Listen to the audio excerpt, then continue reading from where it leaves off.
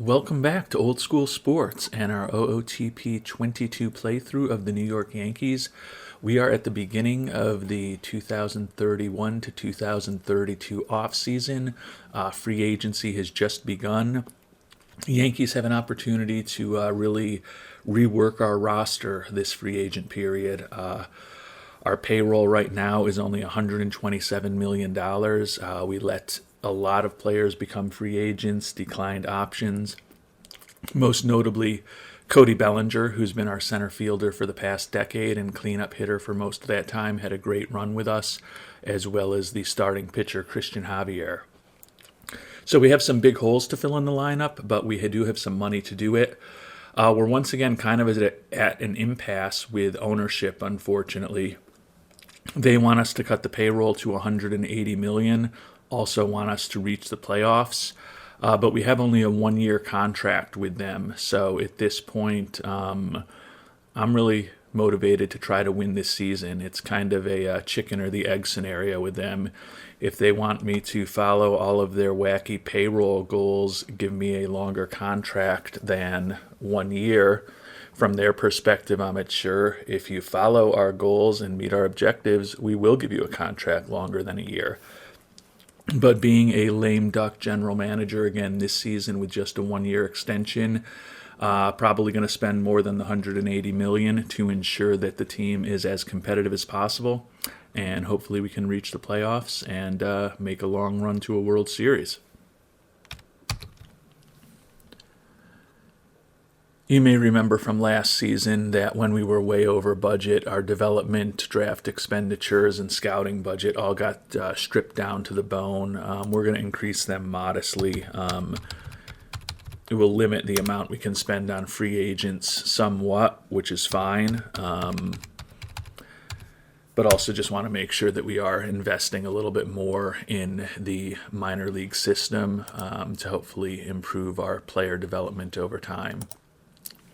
That said, if we still go ahead and spend the $93 million that we've got available for free agents right now, that'll push our payroll up to about $220 million, which will still be well above where they want us to be at 180. So we're going to make them angry no matter what we do. In looking at free agency, the issue is that there's not tons of talent out there, not necessarily surprising, but also some of the numbers people are looking for are incredible. Jose Aquino, Cody Bellinger, and Bobby Witt, all the three top batters among free agents and the three top players, quite honestly, and they're looking for $37 to $44 million a year. Don't know that they'll end up getting that, but obviously, if we were to go down that route, we can only bring one of those players onto the team. Bellinger would be the least likely. He's wrecked physically at this point. He's also the oldest at 36. We feel really good with what we got out of Bellinger after making a trade with the Dodgers for him a decade ago. Had a fantastic run with the Yankees, as you can see, starting in 2022 through 2031. 1 year, really lost to injuries in 2023. But other than that, he was pretty healthy.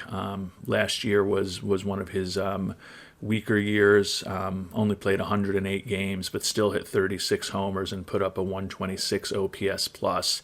So we feel like we've gotten the prime of his career from the mid-20s to the mid-30s, given that he's physically wrecked at this point, and we will be getting compensation for him if he signs with somebody else.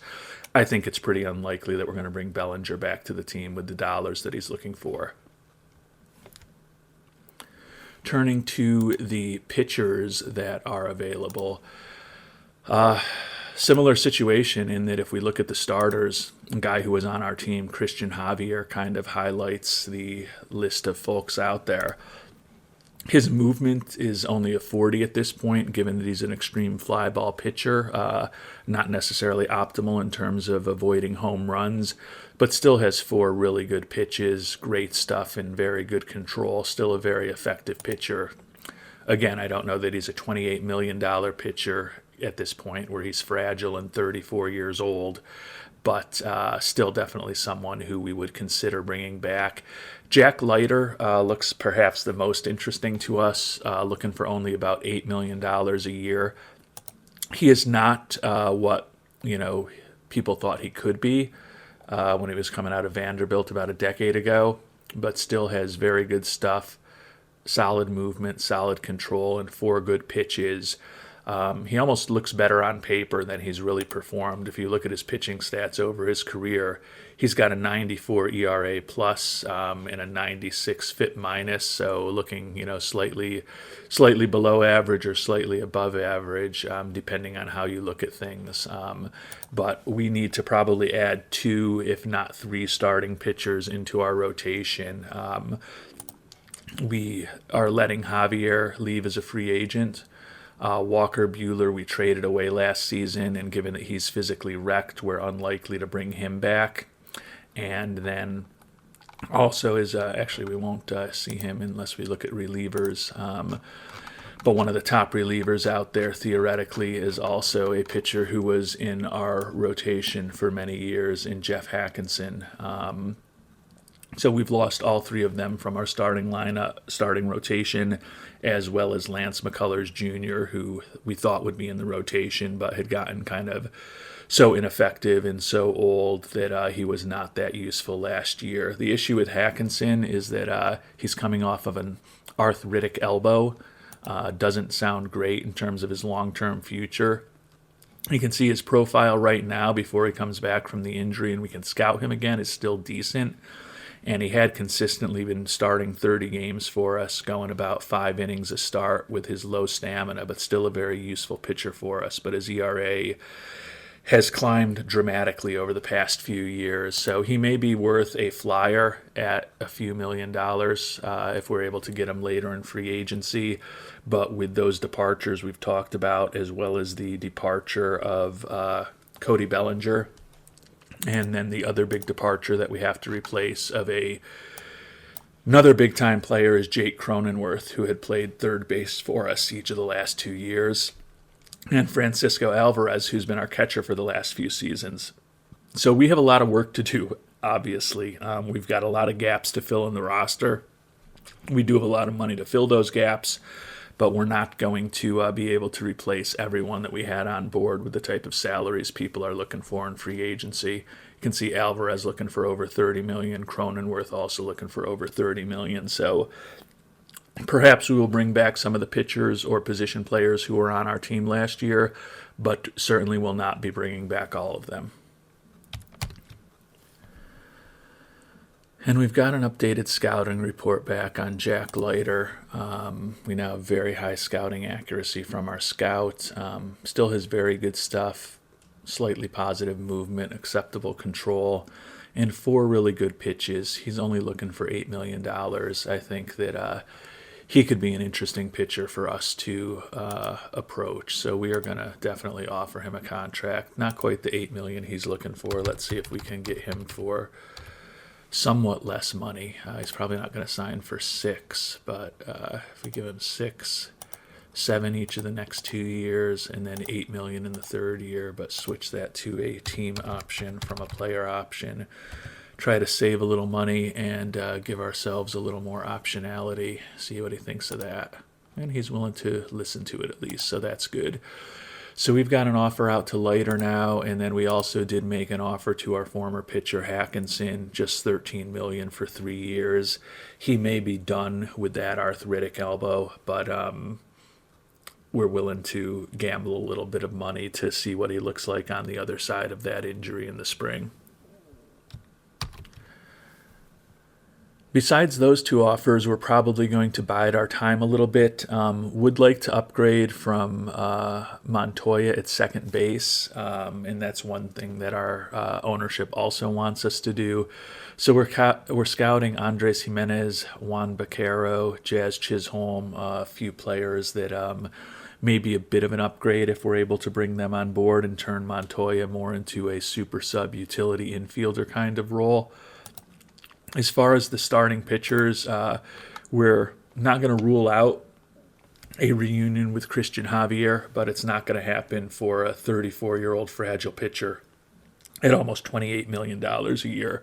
So we'll see how that market develops. Hopefully, if we bring on Leiter and Hackinson to join Edwards and Castillo in our rotation, we've at least got four solid pitchers, and then we can, hopefully piece together the fifth spot. But the hope would be to bring on a third starter in addition to Leiter and Hackinson. And then second base, third base, outfield, there's lots of areas where we're looking. I think we're probably priced out of the high-end catchers with Alvarez, Tyler Stevenson, both looking for $30 million, $23 million a year. We may just go with Siegler, who's been our backup the last few years, and then bring Adam Kerner up from Scranton Wilkes-Barre.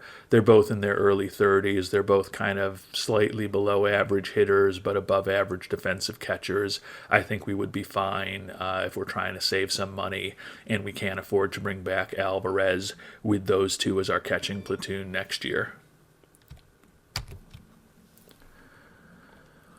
Although Bellinger has been our center fielder for the past 3 years, or the past decade, more than a few years, the past decade, and he's obviously a very good defensive center fielder. We do have right now on the team Brian Reynolds, who can play a competent center field for us. So not desperate to think that we need to replace Reynolds. You can see he's got plus range and plus error rating, a little above average in terms of how he actually plays the position, but has the skills to do a decent job out there. He is fragile, so we'll need someone to back him up. But with Reynolds in center, Shiku Shu in left, and Spencer Torkelson, who is listed as a third baseman right now, but is most likely going to be our starting left fielder. You look at the numbers here, and we definitely don't want him at third base. We will set his position to left field. Actually set his position to right field. We may need to train him up in left field in spring training, which he should be able to, although he doesn't have great adaptability and he's 32 years old. But Shiku Shu could play left for us. Torkelson could play right. Realistically, with Reynolds in center, what we could do is add a corner outfielder, looking at Jared Kellenick potentially as someone who could fill that role for us. And that would allow Torkelson to most likely move to designated hitter, which is probably a good position for him. So we're going to keep our eyes on Kellenick, looking for $24 million a year. He does have an above average batting profile, but not a superstar. He is a above average, a very good major league hitter, a left-handed bat, which we would love to have in Yankee Stadium, but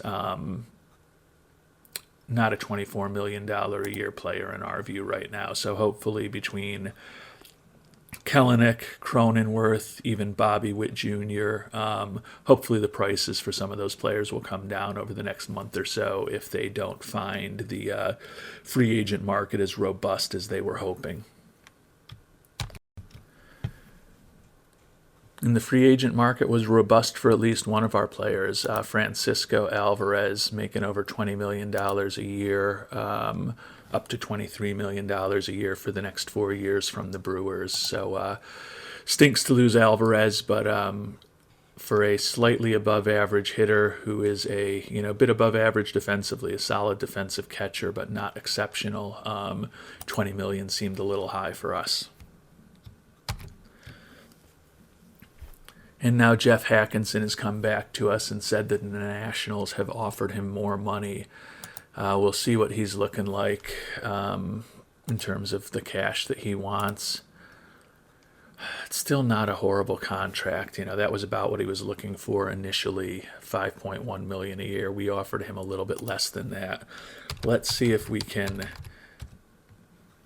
that's not an unreasonable contract. We can get out of it after 2 years. I'm going to offer him even a little more than he was looking for,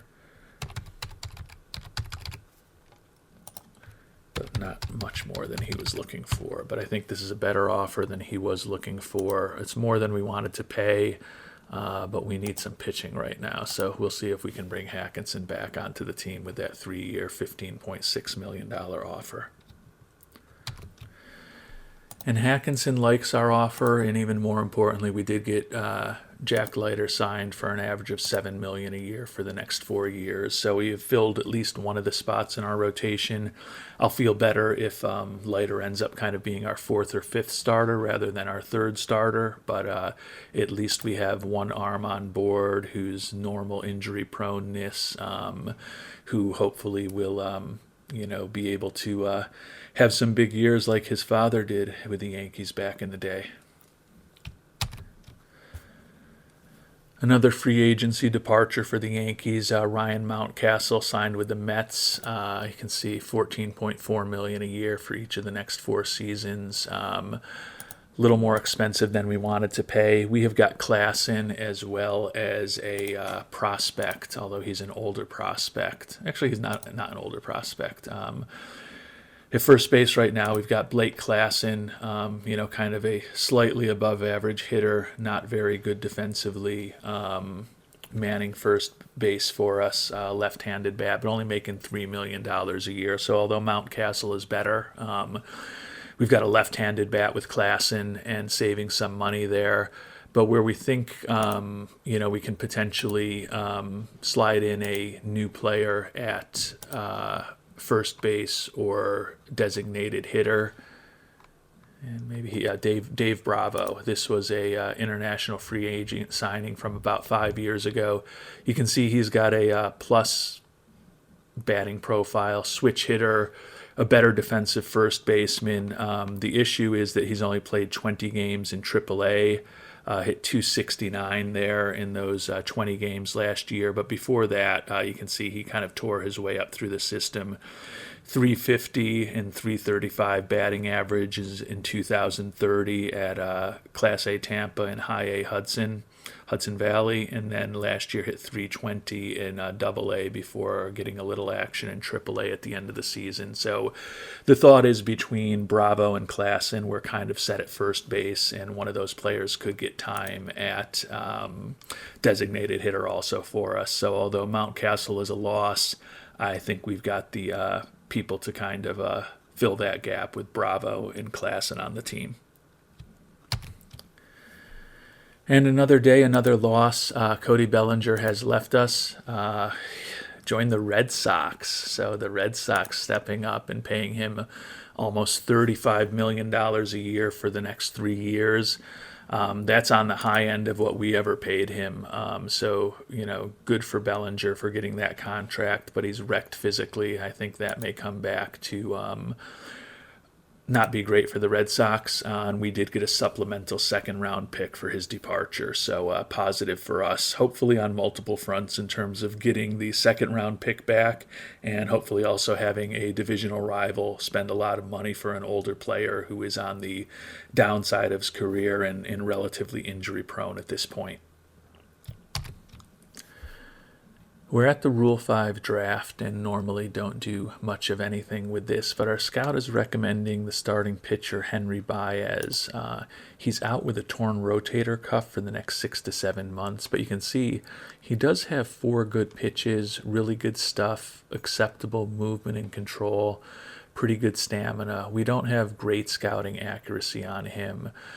He's never really gotten a big shake at the major league level, pitched just 4 games, but with a 1.50 ERA across those 6 innings that he has pitched. The thought is maybe we stash him on the IL for, the first few months of the season and then send him to AAA for a, 30-day rehab assignment once he's healthy. If he looks good, maybe it's someone we can slot in at the back end of our rotation, particularly if we have some injuries. Worst case scenario is we don't put him on the roster and we send him back to his current team, which is, Jacksonville. So that's Miami who owns him. So I think we'll take a shot at him. Other than that, I can't imagine we're going to do anything else too much. The scouting director recommending another starting pitcher for us in the Rule 5 draft. These poor Yankees desperately looking for pitchers.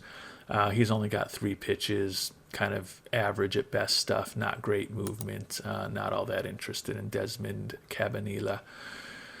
So we will skip over him, autocomplete the rest of the draft. And we did the only pick of the draft, picking up Henry Baez. So we'll see whether maybe he is able to help out in the back end of the rotation next summer if he bounces back from this injury.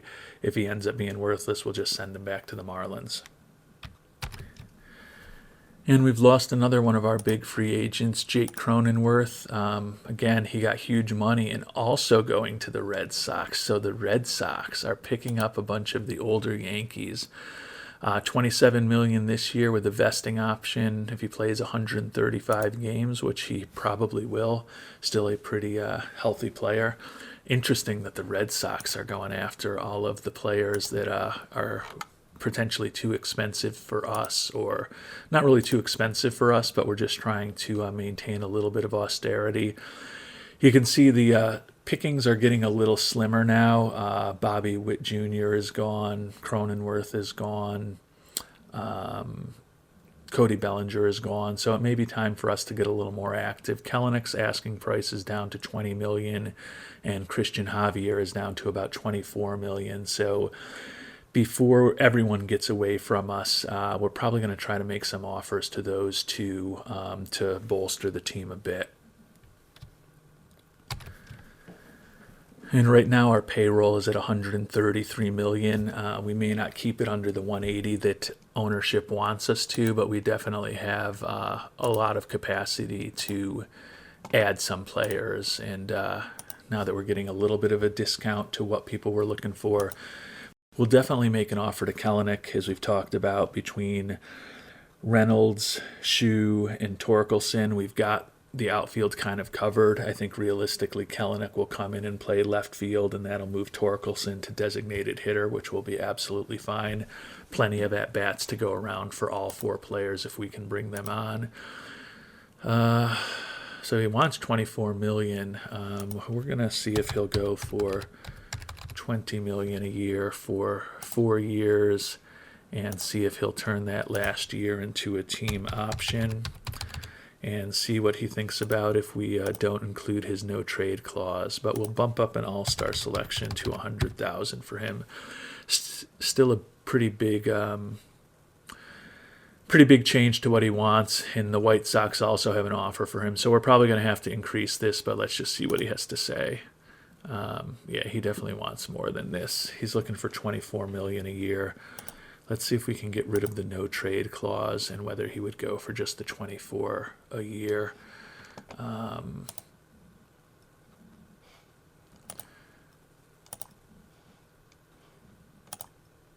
He says that's an acceptable offer. $24 million a year for 4 years. He's 32 years old. He is still normal in terms of his injury proneness.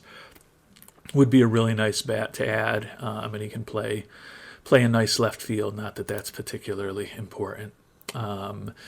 Also, I think it's time we try to make a play on Christian Javier, the best starting pitcher out there. He's fragile. Hopefully we can manage him, through pitch counts, and also pulling him if he gets tired and shows any type of wear and tear on the mound in terms of fatigue. Get him right out of there. So let's see what he is looking for at this point. Also around $24 million a year. Says there's other teams that are interested. Let's knock that down just a little bit to $22 million a year, and if he pitches 180 innings, we'd be happy. He's still going to be older. Let's see if we can switch that to a team option. Let's see if we can get rid of the no trade clause. He's probably not going to go for this, but at least see what he's thinking. And he says it's an acceptable offer, so we got it down a little bit. All right, feeling a little better about things now with pending offers still to Hackinson and now Javier and Kellenick, as well as we've already signed Jack Leiter. Bringing in a second baseman or a third baseman is still something to think about. Pickings are getting a little slim there. Jazz Chisholm could be interesting. He's looking for a lot of money. He would only be a small upgrade at second base over Montoya, but he would still be an upgrade there. So he is definitely a player to think about, but not ready to make an offer to him or any of these other guys yet. Kind of hopefully we can see what happens with Hackinson, Kellenick, and Javier over the next couple of weeks, and then hopefully there will still be some decent options available when we get to mid-January. So right now, Kellenick seems to like our offer. Hackinson is back with us saying that he's looking for more. He's still got that arthritic elbow, although it says he's only looking for $2.8 million. We offered him more than that. He says he wants $6 million a year from us. He's been a good pitcher for us, but I may start looking in other options. We definitely want to sign a third pitcher to go with just Leiter at this point. Hopefully we can bring back Javier. I thought Hackinson would be the guy, but he still is, an older pitcher coming off of an arthritic elbow. So we're going to start looking into some other options and decide whether we want to potentially pay Hackinson a little more or move on to somebody else. And looking at the other pitchers out there, I think we're going to let Hackinson go and not make a bigger offer to him. Trevor Rogers is coming off a partially torn UCL, but Hackinson's also coming off an injury. He's looking for about $8 million a year. Joe Rock, who looks to be kind of a league average starter, looking for about $7.5 million a year. I think there will still be options available to us for someone in that, hopefully $6 million or so range a month from now. So I'm not going to chase Hackinson at this point. We could use some help at third base. As I mentioned, I feel pretty good about first with Classen and Bravo. Tristan Casas is available. He's really a mediocre third baseman. He's got the arm to play the position. He's kind of acceptable with error, just does not have much range. But if there's ever a position in the infield where you're not going to care about the range, it's first base and third base, obviously. Our defense has been really good the last few years, so it would be a downgrade to bring him on board. But he's still got good home run power. You can see he hit 37 homers for Tampa last year, putting up close to a league average OPS plus. Certainly not a perfect solution. Other guys that are out there, our old friend Xander Bogaerts, who's been away for a couple years now, is a below average hitter at this point without a doubt, but could at least man the position defensively a little better. He is another option for us to bring on, but certainly don't feel like we need to trade after him, chase after him. Luis Reyes could also play third for us. Not much power, but he does get on base, at least, until last season, historically pretty well over the course of his career, and he would be better defensively. And then one last option is Luke Lido. You can see if we go to the ratings here, a little better range, a little better error with a similar arm to Casas. Not quite as good a hitter. Strikes out more than we would like and doesn't make great contact, and was actually in AAA, for most of the last couple seasons, AAA and AA. We'll offer him a minor league contract. He probably won't go for that at this point, but that could give us a little bit of depth in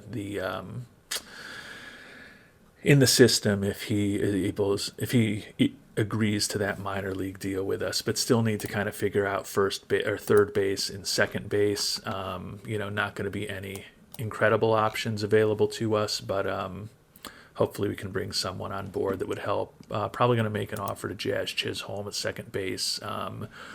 Can handle the position well defensively and hit a little more than Montoya does now. And if we can't find a third baseman, Montoya would likely pivot to third, where he could, certainly play well for us. But we're hoping to really turn Montoya, as I've talked about, into a super utility guy who hopefully gets, 300 plus at-bats for us and provides some great defense for us. But we'll see whether we can make that a reality or not. And we did just make an offer to Jazz Chisholm. He supposedly was looking for $11 million a year. We offered him $8 million a year for the next 3 years. So we'll see what he comes back to with us on that offer. And good news that it looks like we are in the lead right now for Christian Javier. So hopefully we can start getting some of these players signed to contracts. obviously Javier and Kellenick are the two big ones that we'd like to get sealed to really add a couple of impact players to the team. And fortunately, one of the big deals is done. We did get Jared Kellenick signed. Fans are excited. Should take over right and left field for us. We do have to give up a second or fifth for him. So the compensation that we got for Bellinger with the supplemental second is now gone, and more than that is gone. But it is what it is. I think Kellenick will be a great addition to the team. Allows us to hopefully move Torkelson to DH, although that'll be up to Regi Corona. Hopefully he will make the same decision that I would.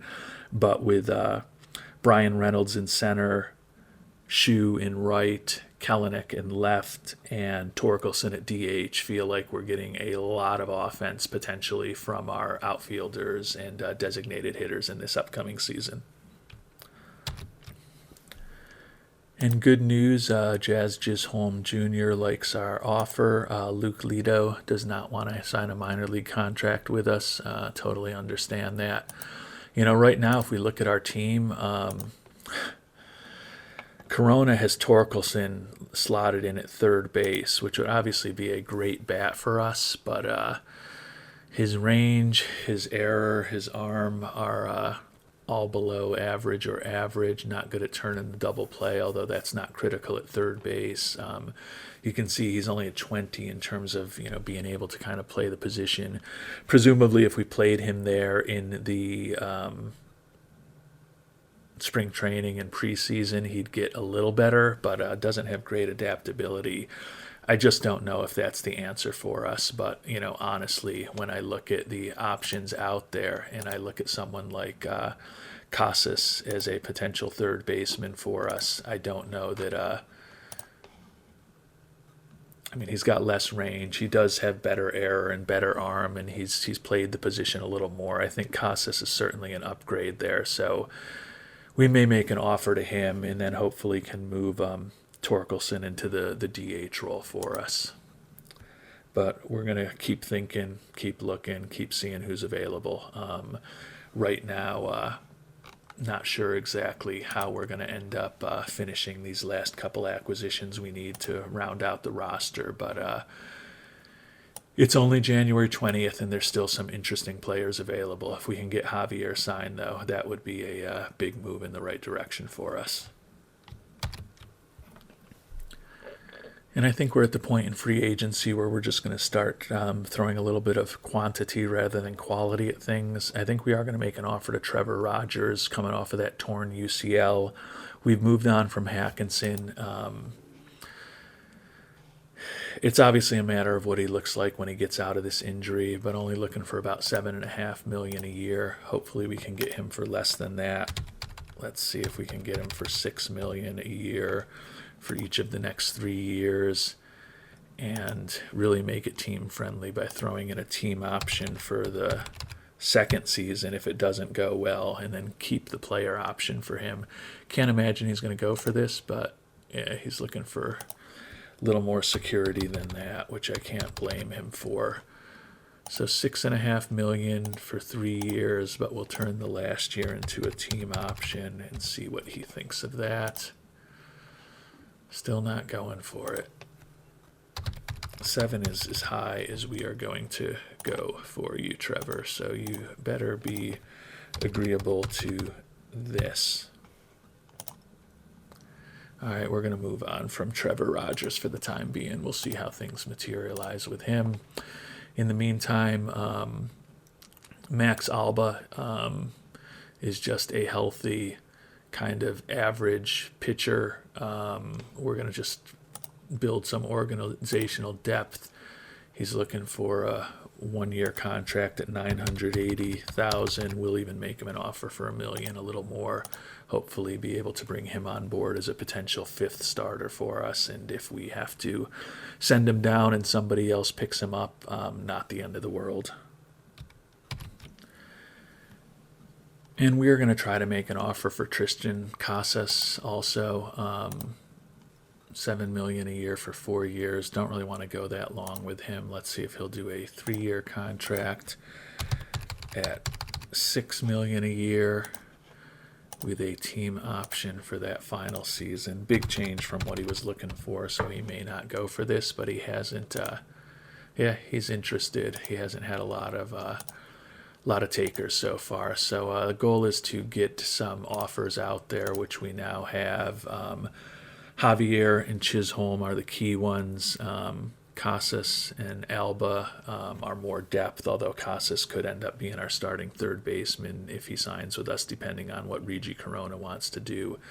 He could also end up being our starting first baseman, depending on what Regi Corona wants to do, in which case we'd probably have to move on from Classen or Bravo. But want to get as many good, competent major league bodies into camp as possible at this point, and we'll deal with the ramifications as we get near the end of spring training if we need to deal somebody away. We're not paying any crazy money for any players, so I feel like we've got flexibility if we need to get somebody off of the payroll that we will be able to. And a big day for the Yankees here on January 27th. Got Christian Javier signed to the contract, got Jazz Chisholm signed, and got Max Alba signed, who the fans are really interested in.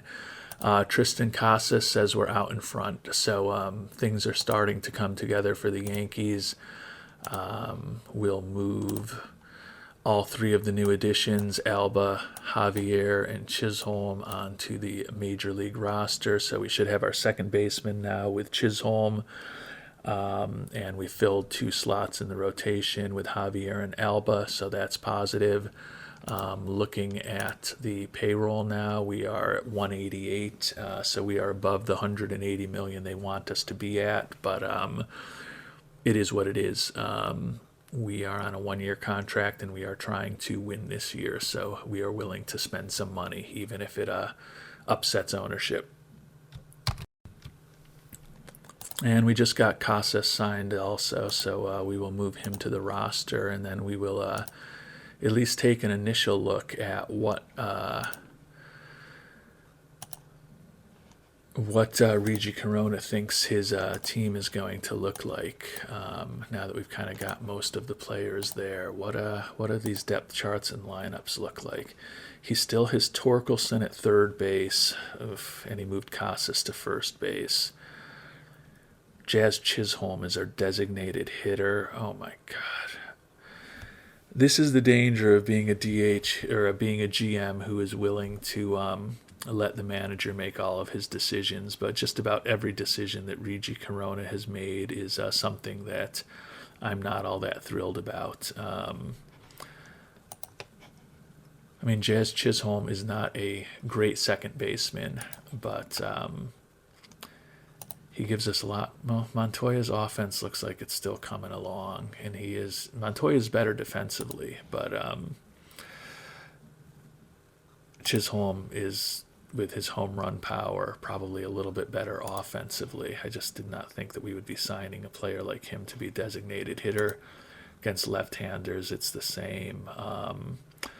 Part of this was trying to placate ownership, who wanted us to upgrade at second base, but if that was the reason to bring Chisholm on. So I don't necessarily love what Regi Corona is doing with the players that we've brought to him so far, but he's the manager. It's his choice. We'll give him as many options as possible, and obviously a lot can change with how the ultimate 26-man roster looks when we get into spring training in a few weeks. So really our last question about free agency now is whether we just want to add another potential arm, another potential starting pitcher. I think we've accomplished just about everything else that we wanted to. Trevor Rogers is still out there. Definitely would not mind bringing him in. I think he's certainly better than Alba if he's healthy, but by the same token, having brought back Javier and added in Leiter and Alba, we've got 5 guys to start for us, adding in Edwards and Castillo, and then Hartle has kind of been a swing man for us between the starting rotation and the bullpen the last couple years, and he can continue to play that role. So we have enough people who can start for us, but I never am satisfied with the number of starters that I have because they're always getting hurt in this game. Good news is that Rogers is now only looking for a 1-year contract. He's still looking for $7.4 million. Let's see if he'll go for 6 for 1 year. 6.8 he says he'll go for. If we can get him to go for 6.5 for just 1 year, maybe we can get this finished. Yeah, we'll submit that offer to him. I think that's a risk worth taking. So hopefully if we can bring in Rogers for 1 year, maybe he'll be worth something coming off of the injury. If not, it won't hurt us too much to move on from him. And that'll push our payroll a bit over $200 million if we bring him on, which will upset ownership, but still a lot more reasonable than the payroll we had last year at this time. And we did get Trevor Rogers signed also, so that gives us even more depth for our starting rotation.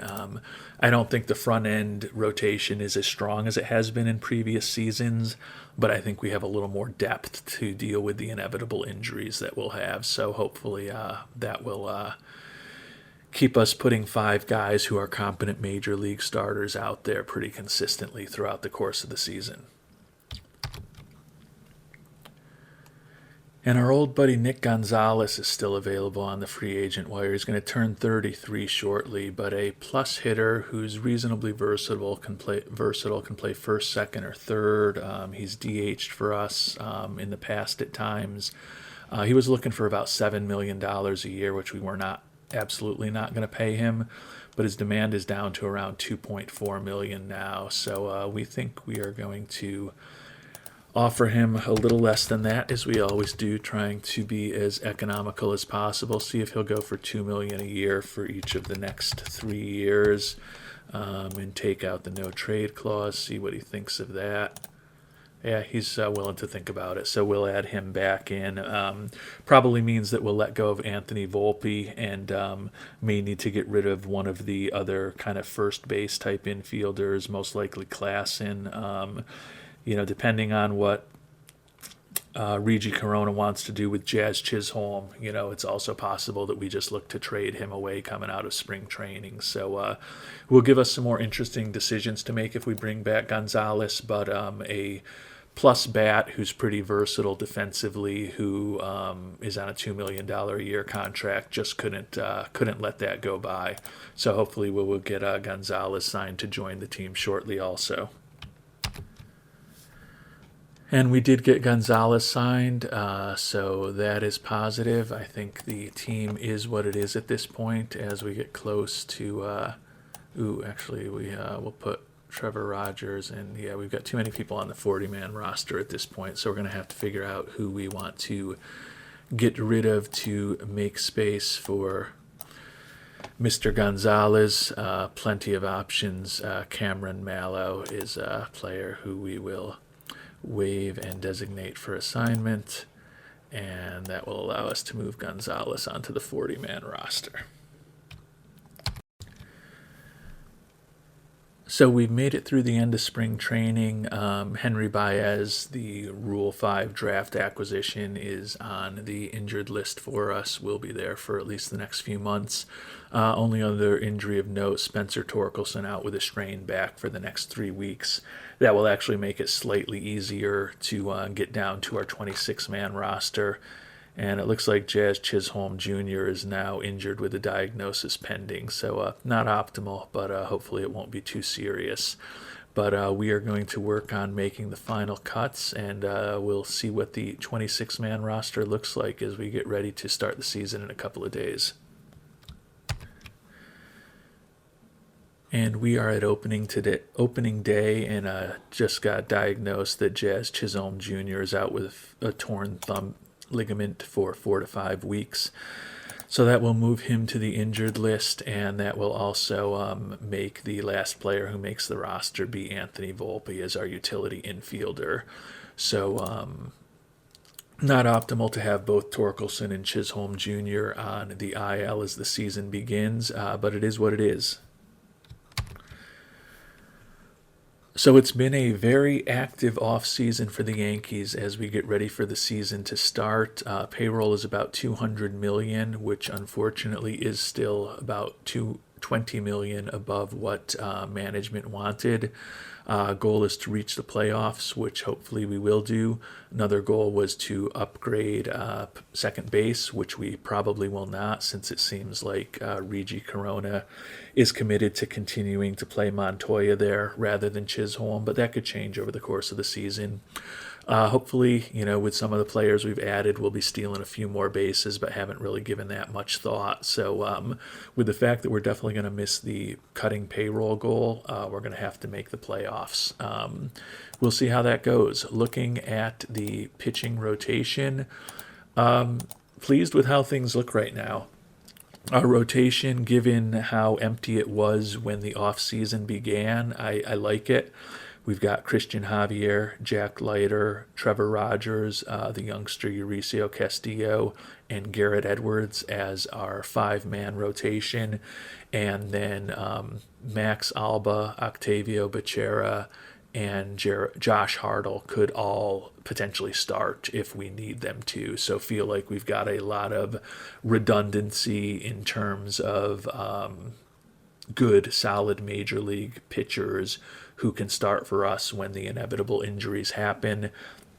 And then the back end of the bullpen is really strong with Jared Mahoney, Luis Ortiz, Daniel Salas, Ken Thomas, and then our closer, Tim Wallace. Think that our bullpen is a strength, which is why the fragile pitchers, Javier and Rogers, we have on 60 pitch counts. And we have for everyone on the starting rotation set to have an aggressive tiredness hook if they, hopefully do everything we possibly can to at least minimize the potential for injuries. The lineups don't look exactly as how I think they will in a few weeks when we do get Torkelson and Chisholm back. But right now, Kellenick in left, Reynolds in center, Shiku Shu in left and right field, Bo Bichette at short, Dave Bravo, the youngster, up to the majors for the first time as our starting first baseman. Casas is the DH right now. Nick Gonzalez at third, who does give us some better defense than Casas would have. Jose Montoya at second, and then Siegler at catcher. And you can see versus left-handed pitchers, very similar lineup, same exact starters. So Chase DeLauder, Anthony Volpe, Blake Classen, and Adam Kerner are our bench players. When we first get Spencer Torkelson back from the injured list, that will mean almost certainly that Anthony Volpe is designated for assignment and hopefully makes it through waivers and ends up back at AAA. When Chisholm comes back, that'll be a more difficult decision for us. That may be the time when we need to look to make a trade, but it's also very possible that we'll have some other injuries by then and it won't be an issue.